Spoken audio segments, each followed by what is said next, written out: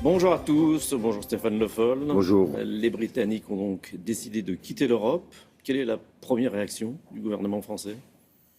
Première réaction, c'est un profond regret.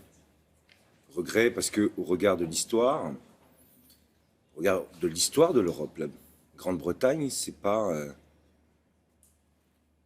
un petit pays, c'est un grand pays.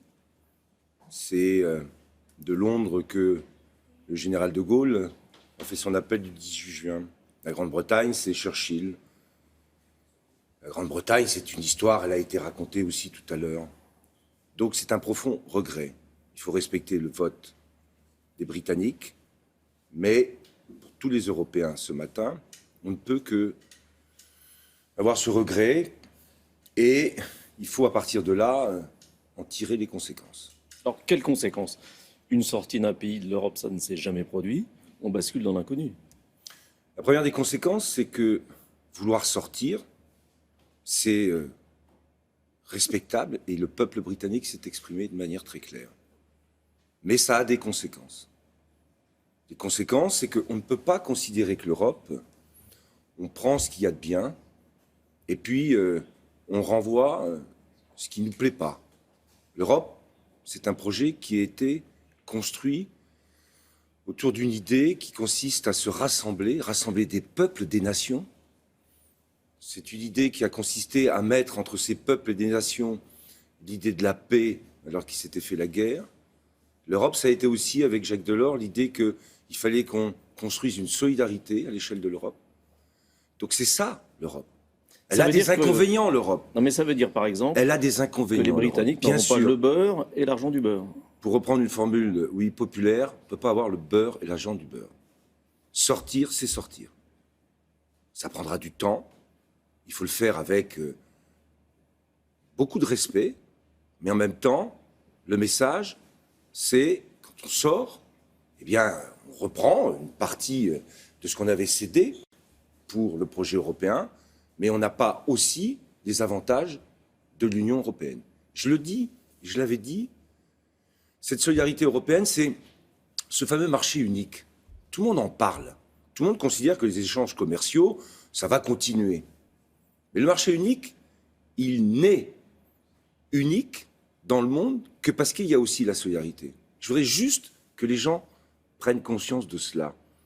Le premier bénéficiaire du marché unique, c'est le premier exportateur de l'Europe, c'est l'Allemagne. C'est aussi le premier contributeur au budget.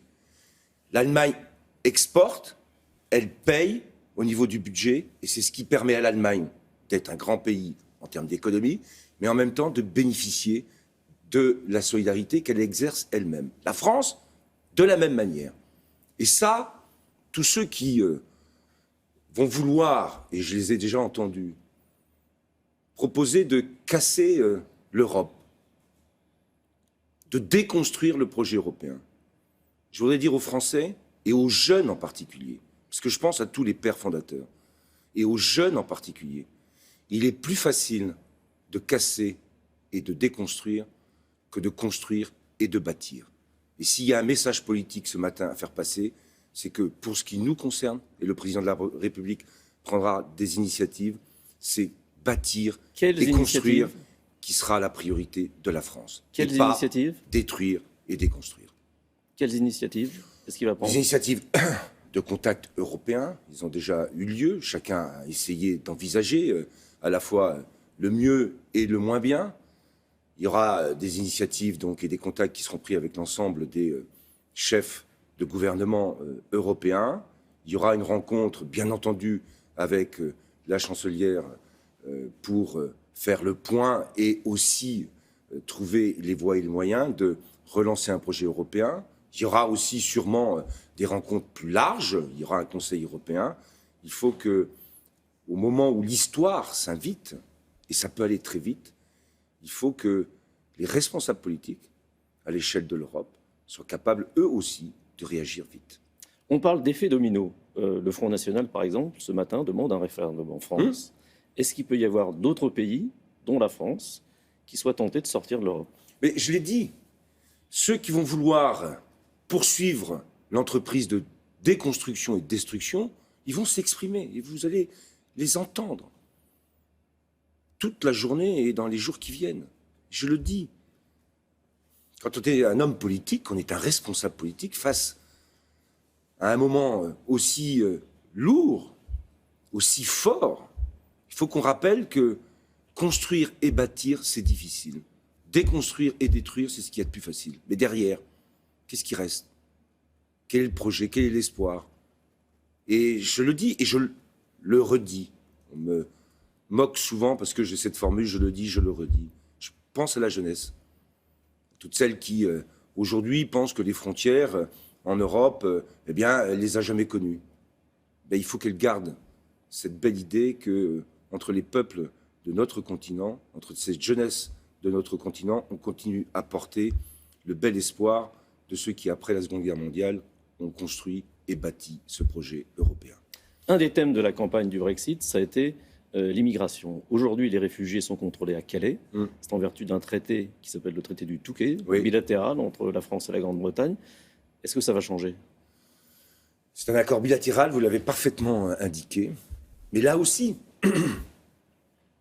ceux qui ont été les tenants du Brexit en Grande-Bretagne ont utilisé la thématique de l'immigration, en laissant penser qu'en étant hors l'Union européenne, ça permettrait de fermer les frontières et d'être enfin, de solutionner le problème de l'immigration. Mais on voit bien que même alors que la Grande-Bretagne n'est pas dans Schengen, elle est venue chercher un accord avec la France pour pouvoir réguler l'immigration. Et on a laissé croire que tout seul, parce qu'on allait sortir de l'Union européenne, c'était la solution pour réguler l'immigration. Ce n'est pas la solution. Mais est-ce que cet accord les Britanniques s'en rendront compte? Est-ce que cet accord du Touquet Alors va être remis en cause? je ne vais pas faire d'annonce sur ce genre d'accords bilatéraux, mais je l'ai dit, faire le choix de sortir, c'est sortir. Et ça a des conséquences. Alors après, il y aura des discussions, des négociations, bien sûr, sujet par sujet. Celui-là en fera aussi sûrement partie, mais je n'ai pas de conclusion à donner ce matin. David Cameron a fait campagne pour le oui, enfin pour le maintien en tout cas de la Grande-Bretagne dans l'Union. Est-ce qu'il peut rester alors qu'il a perdu? Là, c'est des décisions. Roland Sicard, vous mesurez bien que la Grande-Bretagne est un pays démocratique et les décisions sur ce type de questions reviennent aux hommes politiques de Grande-Bretagne. Moi, je n'ai pas de commentaires à faire ni de choix à faire. Économiquement, les conséquences vont être très importantes. Économiquement, elles risquent d'être importantes. En tout cas, elles le sont déjà par rapport à ce qui se passe sur les marchés financiers. La place de Londres est le premier marché financier européen, voire mondial. Les Anglais peuvent la perdre? Il faut savoir que la zone euro est quand même une zone économique, la deuxième du monde. C'est donc un poids très important.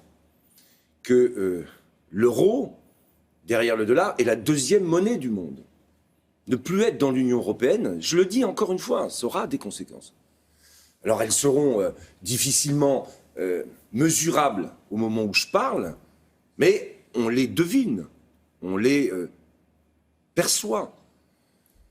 Chaque décision dans l'histoire doit toujours faire rappeler, et cette histoire le rappelle, qu'il y a toujours des conséquences. Alors, je ne les mesure pas aujourd'hui, je vois simplement que la livre a perdu, je ne sais pas, 10 ou 15%, c'est du jamais vu. Bon, eh bien voilà, une conséquence en tout cas immédiate. Il y en aura d'autres, il faut qu'on soit responsable, il ne faut pas rentrer dans un processus, je l'ai dit, de déconstruction, mais sortir, ça a des conséquences. Sortir, c'est sortir.